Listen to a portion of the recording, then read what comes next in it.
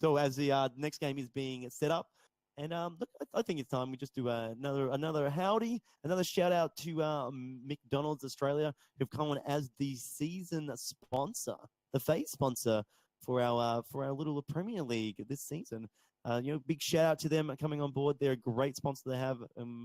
We're definitely looking forward to the progression of the season. Yeah, as we are getting the lobby back, I do believe we should be getting into it very soon. It is, I believe, going to be on Infernal Shrines. So another one of those maps that is a bit of a standard one that is kind of well figured out at this point. And there's not really too many things that you can do to just throw everything to the wind and just catch your opponents off guard. Well, even looking at the lineup that we did see from Crimson, something like that has a lot of potential on Infernal Shrines.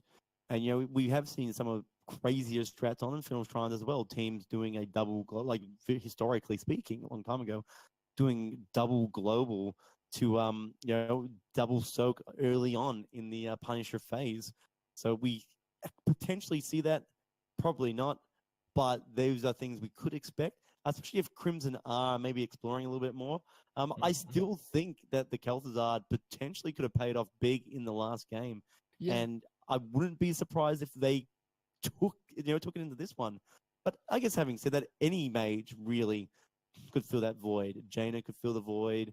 Chromie, Li Ming, not as well, but Li Ming herself does have a lot of damage, a lot of burst damage, and with her resets can be so damaging. Like I don't know if a name was ever invented, but they talked about the Genji Li Ming double reset comp. Oh yeah. Where Genji's getting the Swift Strike resets and Li Ming's getting the resets, and it's just disgusting if you're the enemy team and you have to fight into that.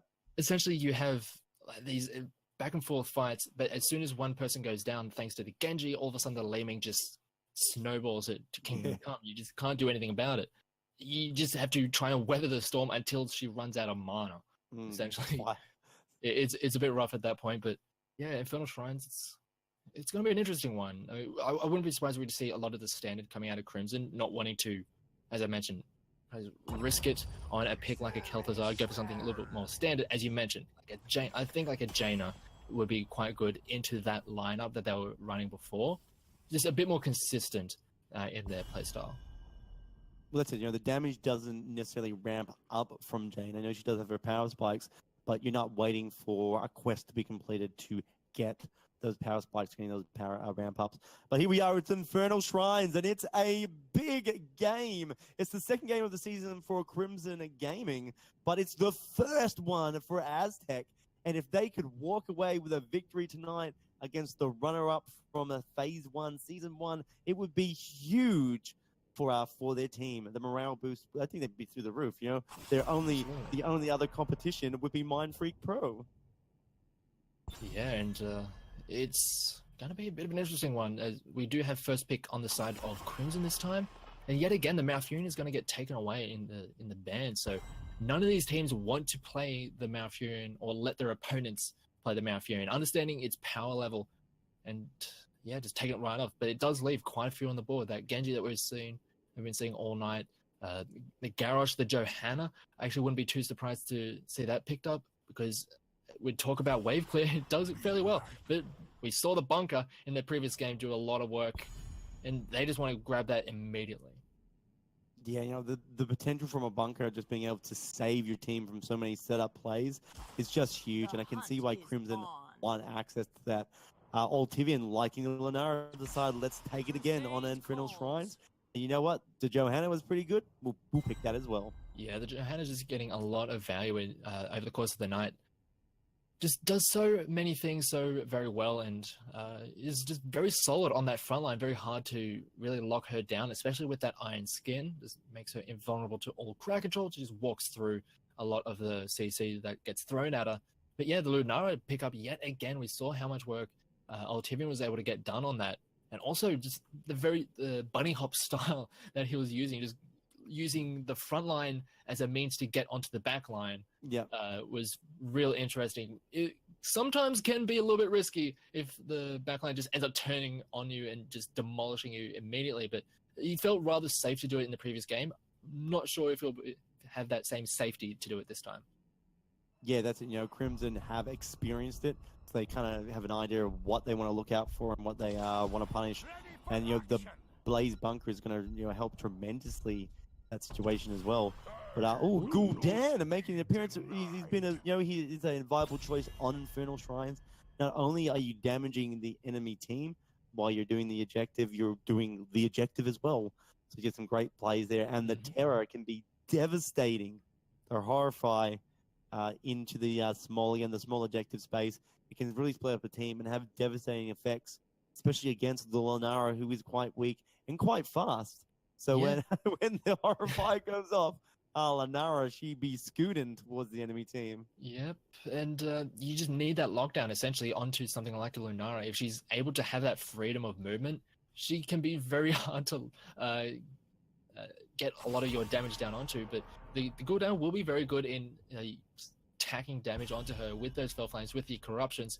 And as you mentioned, while there are fights around those shrines, he can pull double duty and we do a lot of work. And especially with the amount of follow-up that the CC that Crimson already have, the follow-up damage is also very nice.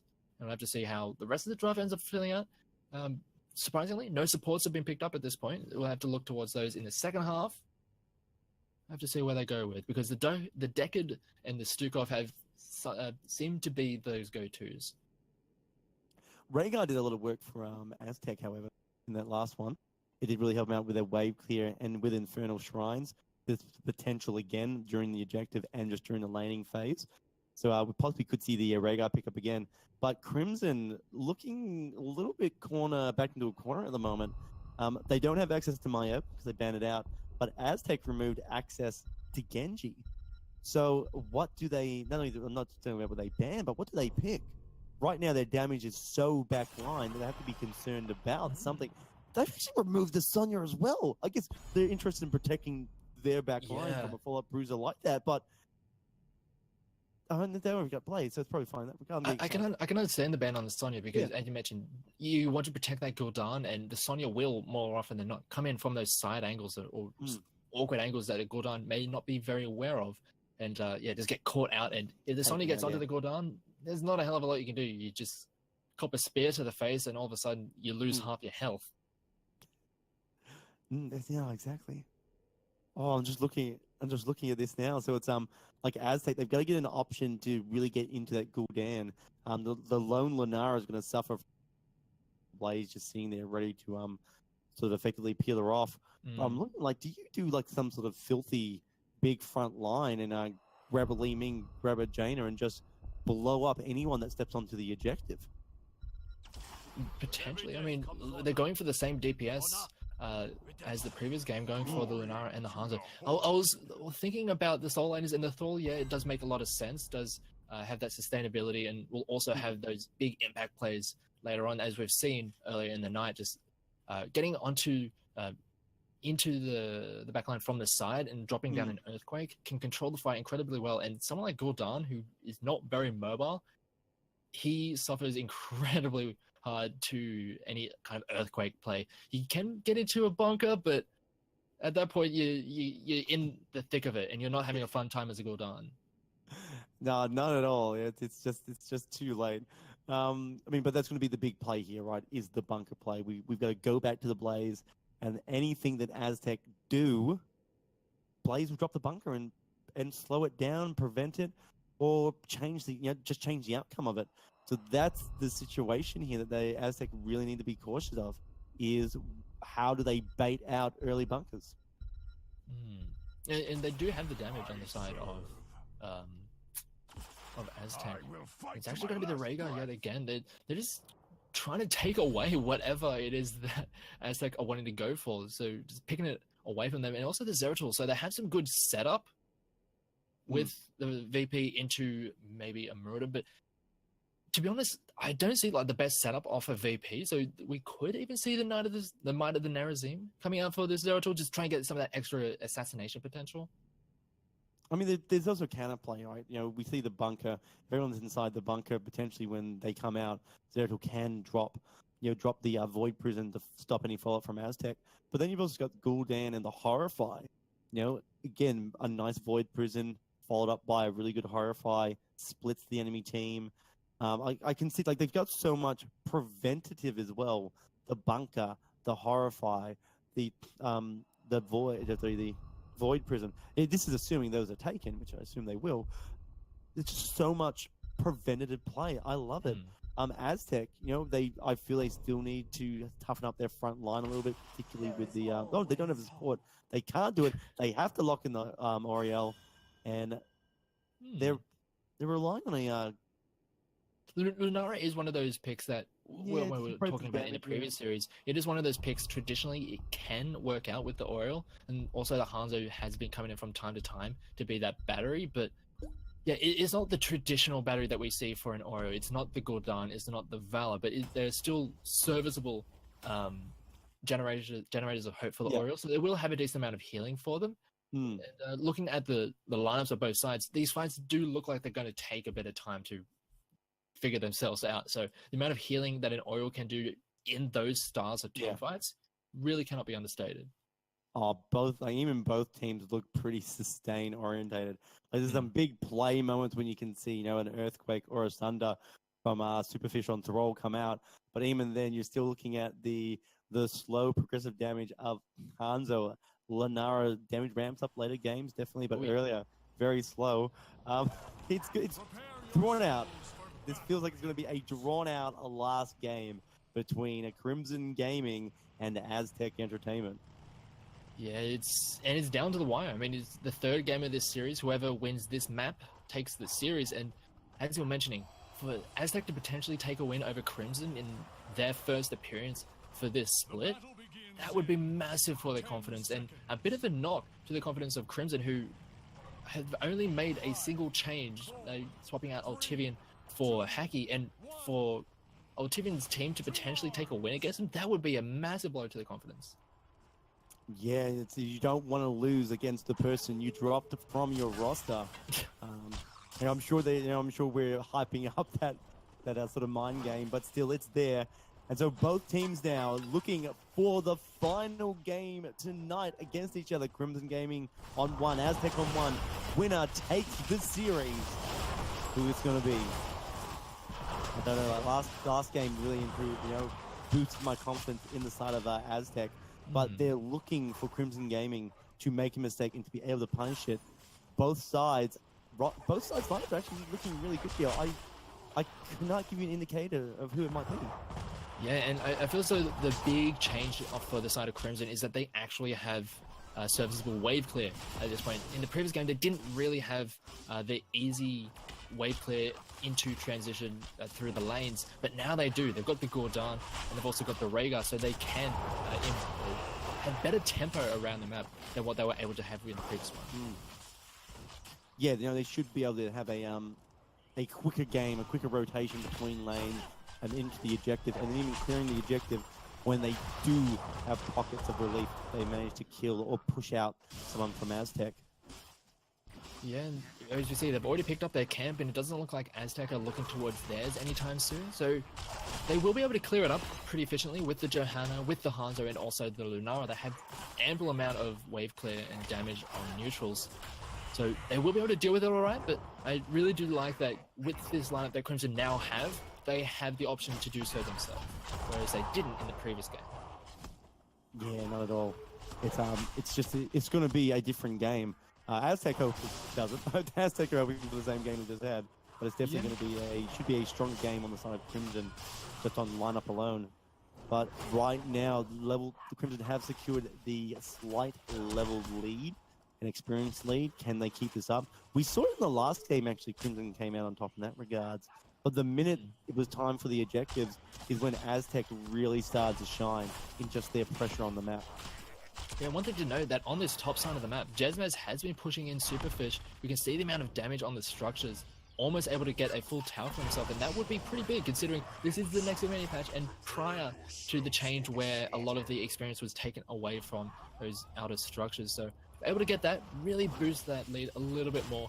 And yeah, it's going to be really good coming into this first shrine phase. I really like how Aztec are playing this. They're looking for their mercenary camps to be used as pressure during the objective phase. I think it's such a smart play. If they can stall out, they don't necessarily have to win. They just have to stall it out.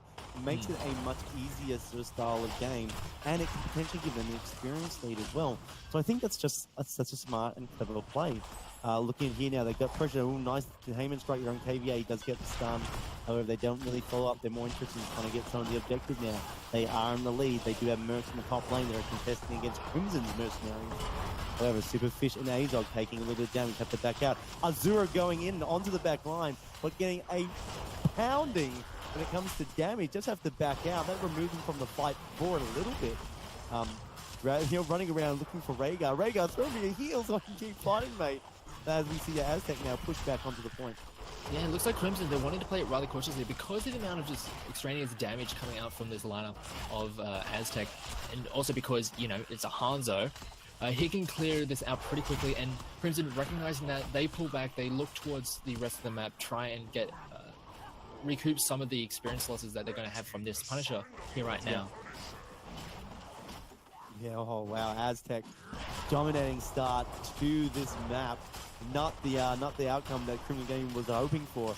Aztec can be able to drop this wall here. They do have Throw on the top lane and Hanzo on the bottom. So they are effectively soaking all three lanes while the Punisher goes in. The Punisher is about to fall, not getting ultra value from that itself, but the follow-up play, the backup play, was tremendous for the side of the Aztec. Yeah, essentially they just recouped a lot of the experience losses that they were getting, or that they were falling out on because of some of the extra tower and some of the experience going over to the side of Crimson, but they're getting very aggressive now, trying to make an invade. But look at the corruption damage. Yeah, that's a huge amount right now. Yeah, just completely negated as I say that. I think it's actually invade, sorry. Oh, Aztec goes in. Oh, sorry, Zero goes in. Nice damage in the back there. Oriel's in a lot of trouble there, does get the heal off. KVA does have to back out now. And the camp was picked up for Crimson Gaming. But wow. That was a bit sweaty for Oriel. The goal was like, oh my god, where'd all this damage come from? Oh, it's Zeratul and KVA.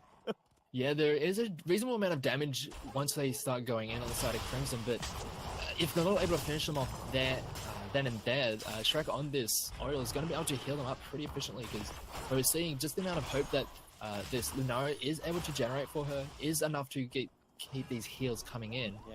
And once we get late into this game, we'll have to, those heals are going to have to be going on overtime, especially with the amount of damage that a Gul'dan is going to be pumping out, and also the Zeratul with his assassination potential will be trying to take apart some of those damage dealers.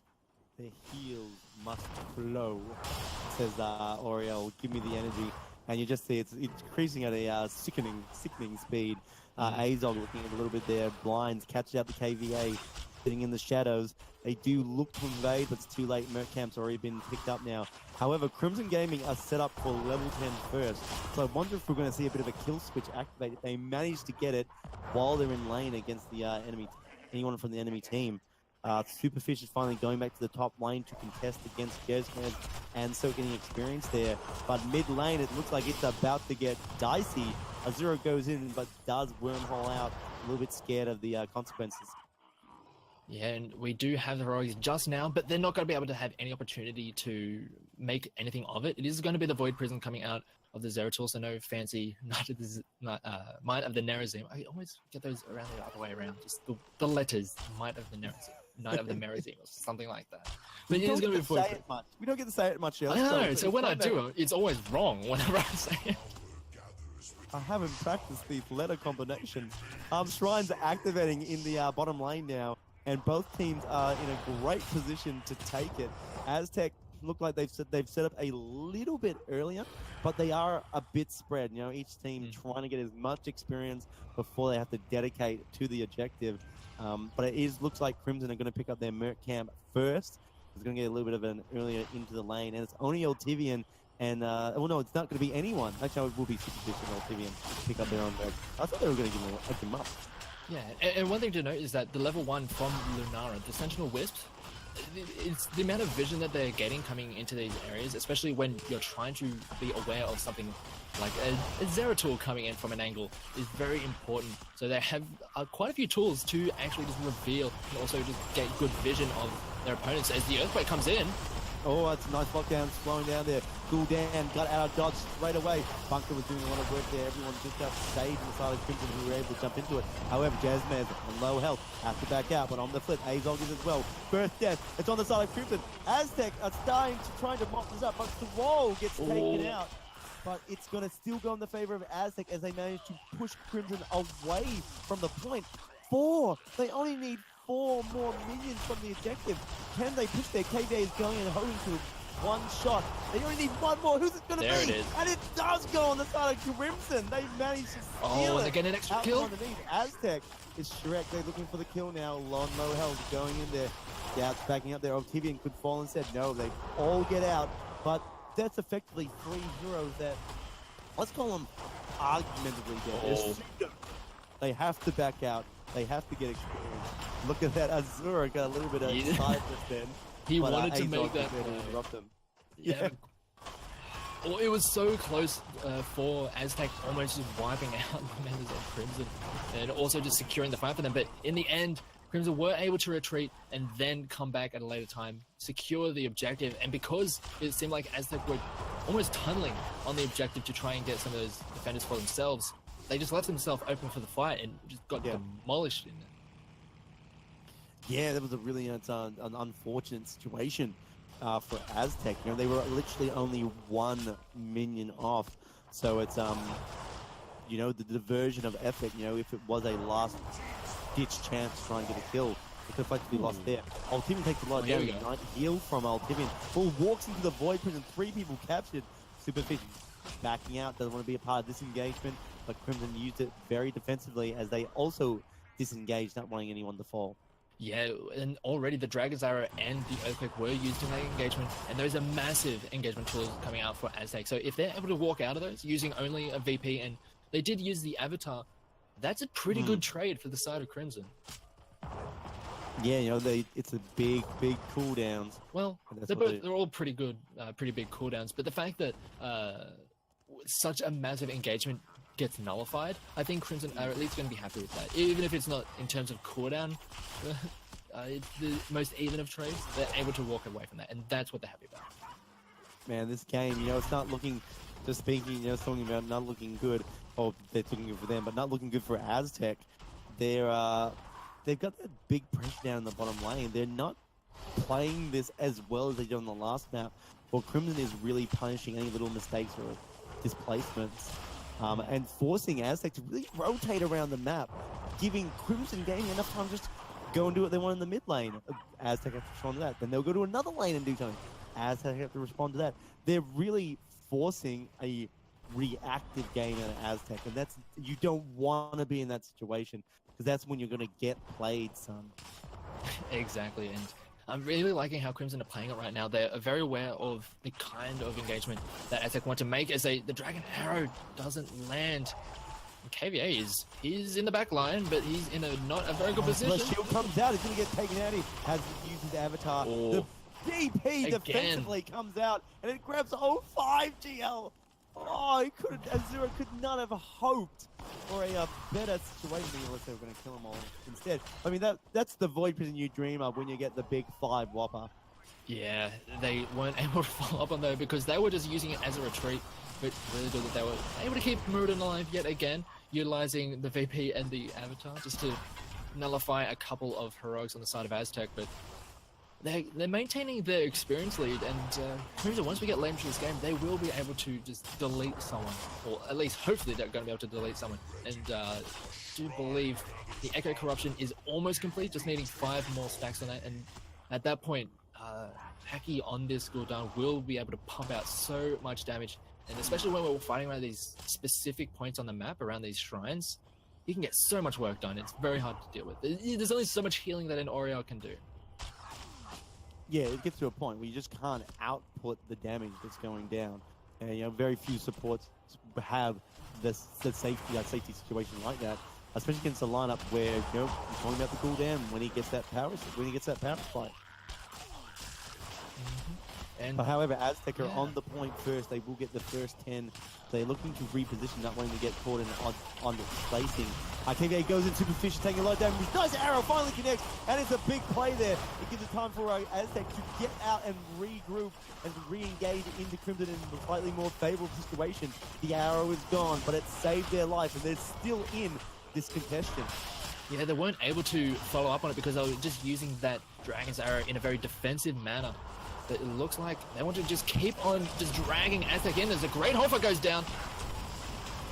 Ooh, Superfishy does the Earthquake, but he's going to fall for it. Away from Crimson in the lead. Punk continues, keeping everyone in nice and healthy. Azura backs out. He is getting slowed by the Earthquake, but it doesn't matter. Azog is next to fall. KVA goes in, gets the shield, does have the lightning shoot on wheel, extra damage, and Aztec need to escape.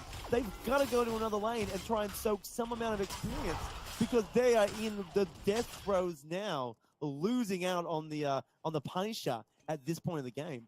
Yeah, it's just a bit of an unfortunate timing there for the side of Aztec. Level 16 was picked up throughout that fight for Crimson. And we have some massive talents coming in for the damage dealers, the Ruinous Affliction, and also the Void Slash coming in for Haki and Azure. And we could see their impact immediately in that fight, just doing so much damage. And as we were saying, just there's only so much healing that an Oriel can do. And although there was some good engagement coming out from Aztec, they weren't able to have that follow up immediately, and they weren't able to secure those kills and secure that fight. So in the end, it is going to go over to Crimson. They're going to secure this Punisher, and we'll see how much more they can get out of this.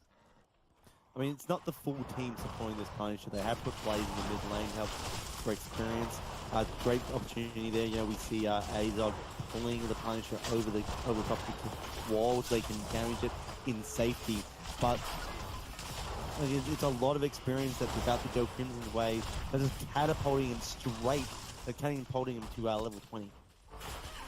Yeah, and they're much further ahead of that race than Aztec, already at 18. Only just getting close to level 17 for Aztec, and it's going to be an interesting road back for Aztec. Crimson really looking like they're playing much more safer, as they do get a good lockdown, but a great cleanse. Oh, it was a beautiful arrow, definitely, but they weren't quite in a position to take full advantage of it. The Earthquake will come out. Bunch has been dropped. They are a bit concerned now. Crimson getting a little bit sweaty under the collar. Blaze, however, does drop it to keep them alive. KVA looking for a stun to Azog, decides to back out and just try and reset this engagement. Aztec still pushing it, hoping to try and get a kill on the retreat, but now it's sort of they have to go a bit neutral. They do suspect they are doing the mercenary camp, looking for an opportunity. But look at KVA there, sitting there, acting as a trap down to the back line. Oh, the lockdown. Under a lot of pressure right now. Gets the station, should be fine. Does have to pop the shield, keep running. Gets back out. Now to Aztec trying to reset this, trying to see if they can go back in for another engagement. But not quite. Mercenary picked up for Crimson Gaming, and the mid lane pressure is going to start to build. Yeah, and one thing that we're starting to see is that yes, the damage is very good coming out of Crimson, but the sustainability of the backline can sometimes be a little bit questionable as they do go in for an engage. Keeping up the pressure. KVA does take a lot of damage. This could be a bit dicey for him. Bunker is available. Here we go. Oh, the stun arrow was beautiful, but the bunker instantly dropped in response. Oh boy. And we finally see Oriel start to fall there. Almost. Oh, nice kill onto Azura. Could sort of equal out a little bit. Azog, however, on little health, did really need the heal from Oriel to continue this fight. And really, Aztec needs to think about backing out right now. Yeah, it was a great fight. Great engagement coming out from the Hanzo, able to land that arrow onto the majority of Crimson, but they weren't able to get the instant kill, and they were able to get the bunker out in time. They were able to trade 1-for-1, but because it was the Oriole that went down, Aztec have to pull out of that towards the end of it. If you trade a Zeratul for an Oriole, you're probably going to be a little bit more favored towards the team with the Zeratul, because you take out that massive healing threat of that Oriole, allows you to stick around in the fights, and at that point, you just can't stick around, especially with the amount of damage. You just can't do that. Yeah, you saw Azog took such a beating that without the heals, you're right, they couldn't, there was no one to heal them up. They couldn't go back in, they had to retreat. They didn't have a choice in that situation.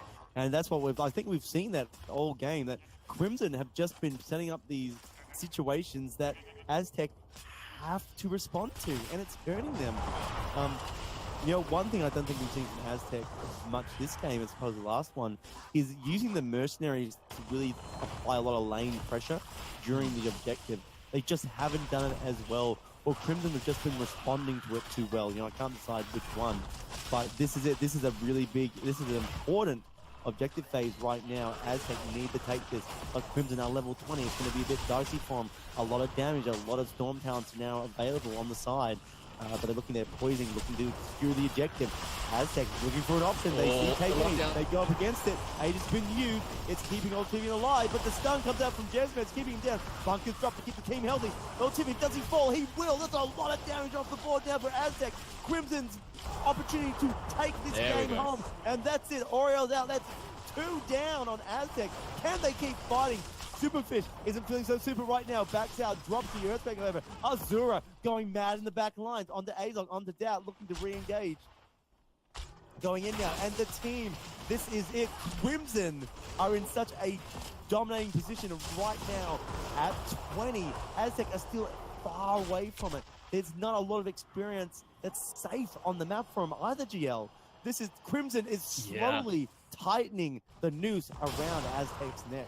They're really starting to kick into overdrive, especially with those Storm talents. There's so much strength on that lineup for Crimson, and that's essentially what we saw in that fight is essentially what I was trying to describe. The amount of healing coming out of an Oriole, it's pretty much limited by cooldowns. We saw, yes, she can have all the hope she wants in the world, but if you use your heal, there is a cooldown, and at that point, you're just free to just blast away at any member. It's just unfortunate timing that they end up losing members as those heals were just about to come out, and at that point, Shrek, he got caught out on his own towards the end. It was very hard for the rest of the team to follow up, so it's going to be a real rough defense here. They're almost level 20. It's going to be rough to see. They have to try and hold on somehow. Aztec hoping out for a miracle right now as this Punisher starts to descend onto the core. It jumps in now, acting as a 6-man, going in for the kill on Ultivian again. Gets horrified and locked out of any way to escape. And that's it, KVA also following him up there. They get the kill onto Hanzo, onto Azog. Shrek's not looking healthy, and Superfish maybe the next Punisher jumping in for a bit of the action as well. That's a 5-man wipe at 20 minutes and 30 seconds at the core. That's GG Crimson. Take out the series 2-1 against Aztec. Yeah, brilliant game 3 coming out for Crimson.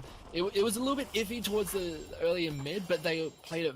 They knew what they wanted to do with their composition, and they knew that if they were able to take it to the long game, they would be able to clean up Aztec, and that's essentially what they did. That game 2 was a bit of a blip on the radar. It was not the best of performance from them, but that game 3 and also the game 1 showed their dominance. Yeah, this is like an interesting sign for phase 2. Crimson has still shown a very good opening. 2-0 against the Xylophone dudes and a 2-1 against Aztec. But Aztec today has shown that Crimson are not infallible and they can lose. They can drop maps. So going into it, even then, we saw there was several opportunities that we thought, wow, could Aztec take this out? Is this going to be an Aztec victory? I'm just so excited for the rest of the season, GL. I can't wait to see this Aztec team in 8 weeks' time, where they're at and how they're performing. Yeah, it is a good roster, and we have to really give credit to them for putting on such a solid performance.